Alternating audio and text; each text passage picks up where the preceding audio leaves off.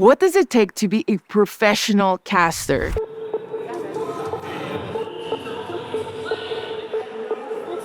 Moments before going on the stage, like I was nervous.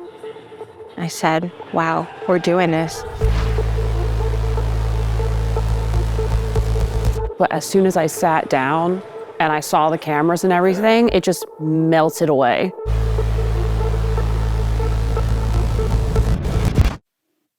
We're here in beautiful LA, California. We're teaching these two women everything we know so they can be ready for anything on their first live event. Because you know what?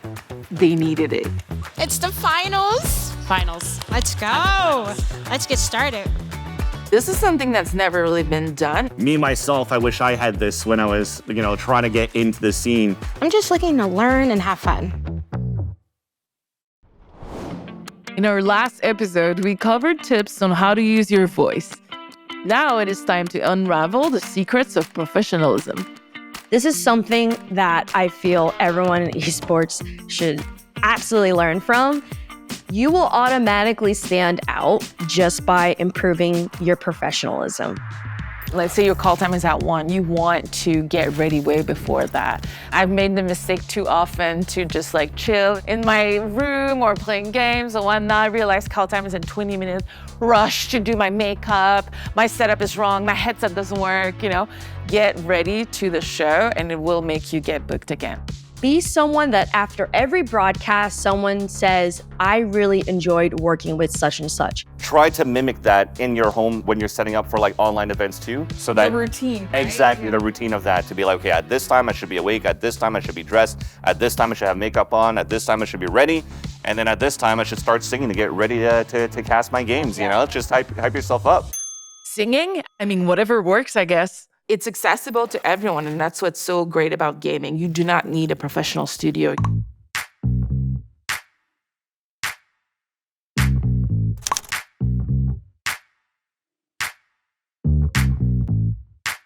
There's a lot of great options. You don't need, a $2,000 lighting setup. I think the big thing is we need to be able to see and hear you. Hey guys, it's MsAshRocks here today. This whole game, Valorant, is timing. That's all it is. It's not skill. It's timing, chat. Sound dampening is also huge. If you're actually going with the rug where the sound is not going to bounce off the walls and back into the mic, that's already a great start. And when it comes down to lighting, I think you could just do with the room lamps that you have. Sometimes just taking off the shading off the lamp and positioning it the right way. It's not going to be the best of the lightings, but it's still going to be better than just a monitor tan that you're going to get from your lighting, right? So. I believe makeup can definitely help build your persona, your brand. It's what helps build your confidence. So if you feel like you look good, you're gonna exude that. Woo! Oh, you're insane! Oh, finally.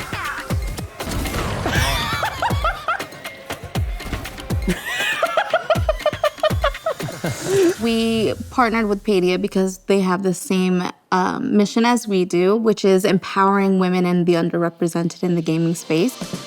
Start off with this. We have 2 different ones you'll see here. I personally use the pink one. Just one thing, it is sticky. Super sticky. And I'm gonna let you test out that sticky. Okay. I know you guys are like, oh my goodness, but it's for a reason. It's gonna give you that gripping effect to your makeup. So when you are streaming or casting for hours on end, it's gonna keep your complexion products and everything on top in place. Yeah. So for that sticking power, take that primer and just stick it to your face real quick, just for fun. Just take the package and stick it to your face. It is sticky, and I am telling you, it's amazing. Yes. So it will dissolve, but it will grip your makeup. So. Working with Anna from e.l.f. Cosmetics has been an absolute delight. She's absolutely wonderful. e.l.f. has been so kind to us with all of the makeup products. Just learning from someone who is so passionate about making gaming inclusive as well, and something that's not casting, but also a very necessary skill, since not every event is going to have someone to ensure that you look good, and also you as a caster don't want to look very, very silly either.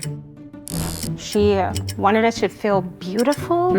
She's like, how do you want to do your makeup? She didn't take over. So wow, I have full control of this, but I'm learning more techniques to even make it better, which was contouring. Nose contour. I've never thought I would do that in my life. You can definitely manipulate your look by contouring certain areas. When you do highlight, a lot of times we use like shimmers and things.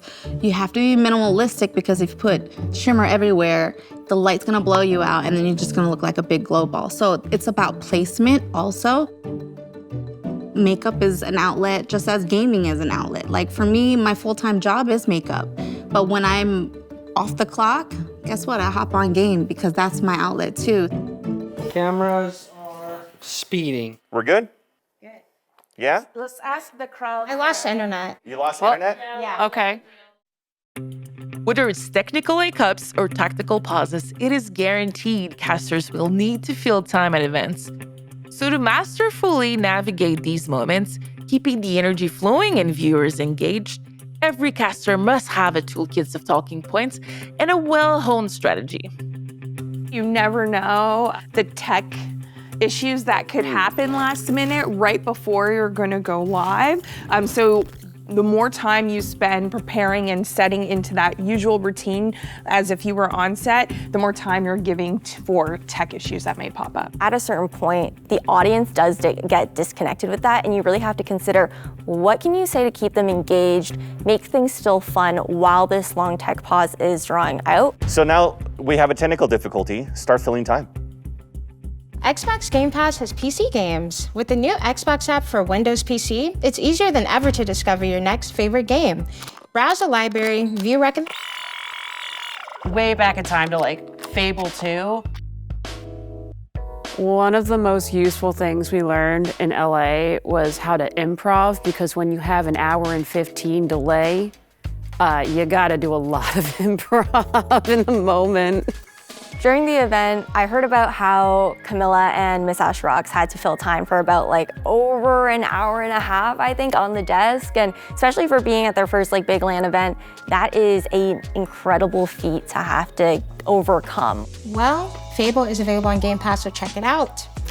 Now we are back rolling. That was great. Starting from the Game Pass to the conversation and just going back with each other was like perfect. Going with the improv, trying to figure out games and stuff like that too, awesome as well. The thing that I like to point out though is also be wary of the brands that you have to represent too, right? So now on this broadcast, we're just throwing into the wolves, but if this happens again, let's say we have the similar tech issues and you want to start talking about the Xbox Game Pass at the CECC, remember, we're casting Valorant here, right? So what's a good connection that we currently have between the Xbox Game Pass and the event here that you're going to be casting? Yeah. So what is it?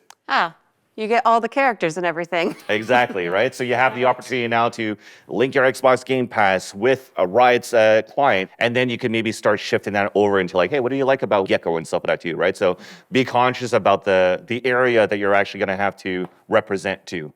This time, the pause that we're going to see is going to be a tactical pause. It's usually 1 minute for the coach or the in-game leader to start figuring out what they could do in terms of strategy into the later rounds. I want both of you, when it comes down to that timeout, to start talking within that minute and see what you're going to come up with. All right, we are starting off an icebox match here, and we have our defenders here with 2 ghosts so far. Now attackers are up 2, defenders are down another round, which is going to truly affect the economy again. Timeout started. You have a minute. Since we're down 0-2, our defenders are taking a timeout. Probably going to come up with a strategy here, but let's talk about what we have seen so far. Yeah, it's going to be interesting seeing, because we got to figure out what to do next. We can't full load onto A again. What if they go B? Yeah, and they're probably going to continue to re-hit A until it doesn't work anymore. That's the usual strats for Icebox. Looking on our map, it seems that our defenders are actually splitting up. We have some folks going to B with others going to A. And it seems like the attacking team is leaning towards B. I actually love the timeout and the discussion of that, of like talking about the state of the game to start things off. When Miss Ash was saying, hey, the hits on the A site, it wasn't well defended by the defenders.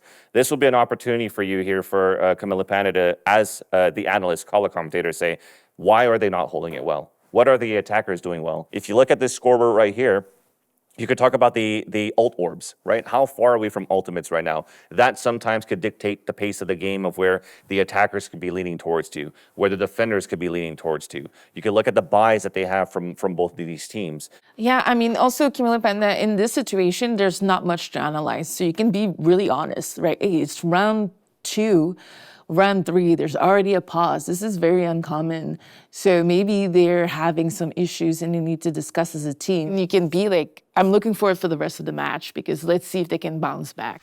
But while we're still here, chat, tell us, what do you think about Gecko's kit? What do you think about Wingman? I was super impressed with MsAshRocks' ability to adjust really quickly. You know, if she had to throw the break, she was the first one to kind of take that lead, you know, fill the gaps when needed. So, speaking of agents, we have Gecko that was just recently added to the roster. How do you feel about Gecko's kit? She has the right instincts and you can see that, you know, she's going to progress pretty fast.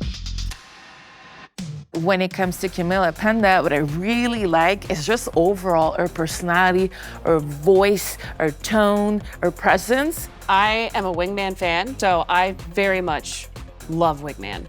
All I need is Wingman. I'm a happy camper with that. To just be around him kind of calms me. And I lost myself sometimes getting really into their casting, wanting to see more, wanting to know more about the game, which is really the key. You're a storyteller. You're here to tell a story, and they succeeded in doing that at the end of the weekend. Our casters nailed our lessons in professionalism. So now it is time to get them ready for the big stage.